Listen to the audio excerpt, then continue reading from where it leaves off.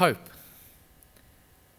It's the carrot dangled in front of the donkey to keep him plodding along in a seemingly vain attempt to reach it. Kind of like an impossible dream. To dream the impossible dream, to fight the unbeatable foe, to bear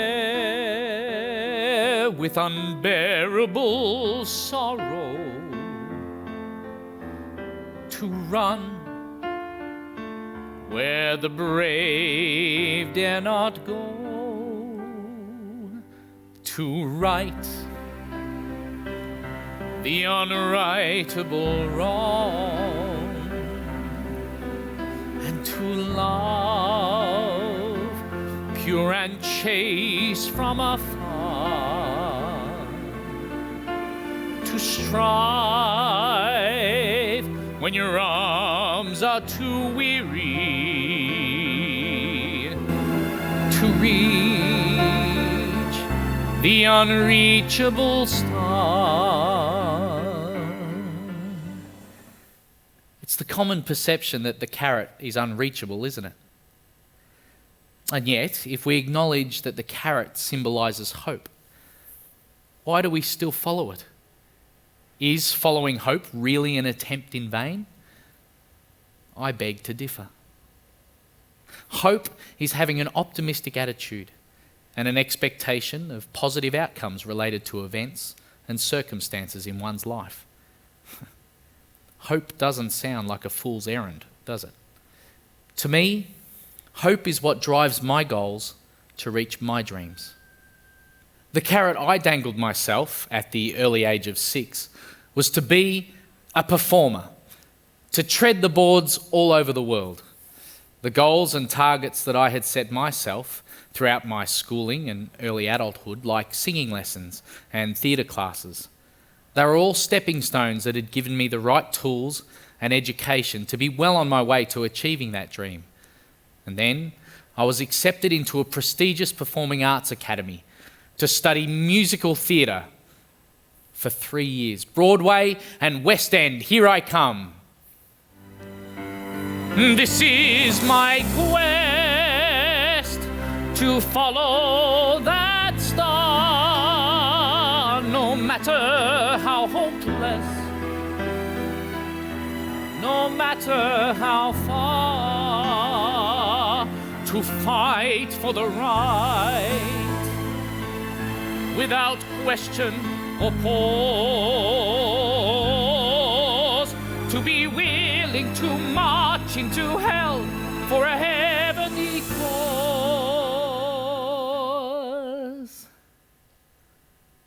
On Saturday, the 13th of February 1999, I thought my carrot was going to be taken away from me forever. With 3 friends from the university I was about to attend, we went swimming at a local beach. We'd only been there for about 5 minutes when I ran into the water and dived over an incoming wave. Unbeknownst to me, there was a sandbar on the other side. I hit my head on that sandbar, breaking my neck, damaging my spinal cord and paralysing me instantly. Within seconds, my life changed forever. There I was, an 18-year-old, motivated and enthusiastic kind of guy, knowing who I wanted to be and where I wanted to go. I had felt invincible. But this accident was going to be the greatest challenge I would ever face in life. Being told that you are now quadriplegic, to sit in a chair and never walk again for the rest of your life, is not an easy thing to hear. The doctors and specialists never put a maybe or a probably in the way they tell you. I just got it straight. And at the time, it hurt. But then I asked though, would I still be able to sing? Singing had been just as much a part of my life as walking had. I think I started doing both at the same time. Their response to me was that I would probably never be able to sing the same way that I used to. Now that was somehow delivered differently to the walking news. Suddenly the carrot began to reappear in my mind, albeit the ugly green leafy bit at the top. But with this renewed sense of hope, I started to realise that there were two options. Sit and sulk about my situation, or sit and sing.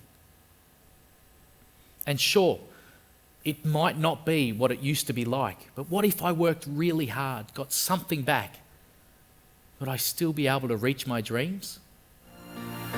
And I know if I'll only be true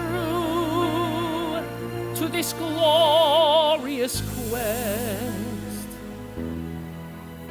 that my heart will lie peaceful and calm when I'm laid to my rest. Now at the time, just like my family, teachers and mentors that I had growing up, the doctors and specialists were kind of like that stick that would give me a crack every time I needed to move on. But upon reflection, I like to believe that they were the ones reminding me of my dream, dangling the carrot just a little bit harder in front of me and encouraging me to be the best that I could be. They too had hopes of seeing me on stage again. And so, throughout rehabilitation, I worked really hard on my voice. I found a new singing teacher. I adapted and learnt a new vocal and respiratory technique that would allow me to use my bicep and shoulder muscles to force my diaphragm to work again and help me sing. Well, I say adapted, but in reality what happened was I was sitting in my hospital room, practicing a song, and in frustration of not being able to have the strength to push through and hit this particularly high note, it was so weak and so off. In frustration, I pushed away from my desk with my arms, forgetting that my brakes were on my wheelchair. And the force exerted through my arms, all the way down through my abdomen, down into my intercostals and diaphragm, forced out this almighty roar. Nay! There it was. I had accidentally discovered how to use my diaphragm again. And so sure, I had to refine the actions and movements that I had just learnt, and it's pretty hard to bring a desk with me every time I need to sing. So I now used the armrests of my wheelchair to push down on my diaphragm and get the projection that I needed. So then I was back on my way to following my dreams again, and only months after I completed rehabilitation, I auditioned and was successful in gaining a part in a production of Jesus Christ Superstar, where a wonderful director had cast me as King Herod. And yes, sets and props had to be modified to now deal with my abilities. But there I was, on stage in a marble spa bath, belting out a showstopper with 15 sparkly clad harem ladies rolling around the stage floor on roller skates. Ah, yes. What a job, you may say. But this was actually no wheel in the park. Unfortunately, the theatre that I was performing in, the theatre that I had grown up on and learnt so much about the craft, was no longer accessible for me. I had to get carried up 3 flights of stairs by 4 burly men every night for 3 weeks. Yes, I went from sparkly clad harem ladies on stage to sweaty techies off stage. Trust me, I love them both equally, but it was so great to be back on stage. I felt invincible again until I wheeled off the stage and was met by another crowd surfing-like journey down 100 steps to the green room, probably causing major back injuries to my lifting crew and the occasional heart attack I gave myself every time I thought they were going to drop me. Unfortunately, this would not be the last time I would come across non-inclusive venues for people with disabilities. I still come across inequality issues around access to this very day. Excuses like, it's an old building, there's not much we can do. I'm sorry, we don't have it in the budget for a ramp. Do you mind if we carry you up? Well, this production of Jesus Christ Superstar gave me the first opportunity to make a change, to educate organisers, facility and venue managers, forge a new accessible pathway, not only for myself, but also for fellow performers with disabilities. After a successful season of Jesus Christ Superstar, I donned a hard hat instead of King Herod's crown, and I played a consultant role at the theatre to assist them in installing a stair climber from the green room all the way up to the stage. I am forever grateful for that easy and invaluable renovation. The world will be better for these, that one man scorned and covered with scars still strove with his last ounce of courage to reach the unreachable, the unreachable, the unreachable.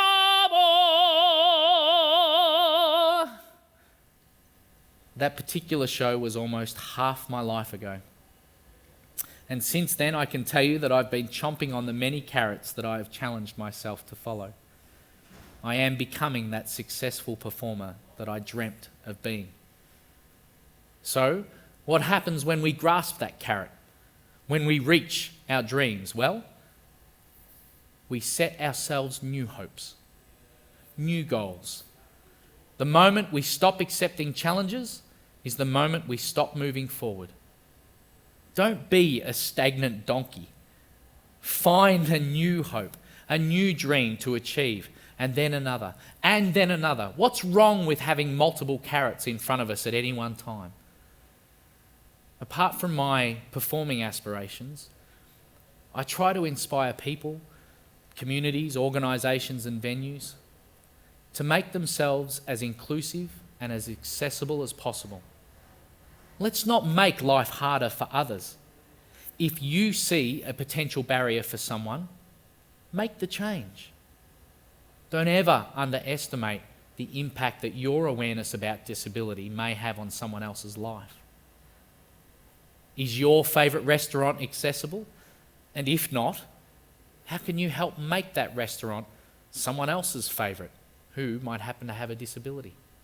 Are you organising an event and is it universally accessible for everyone? Be the one to break it down and open up a pathway for others that may be following their dreams. That won't be a fool's errand. That will be making a difference.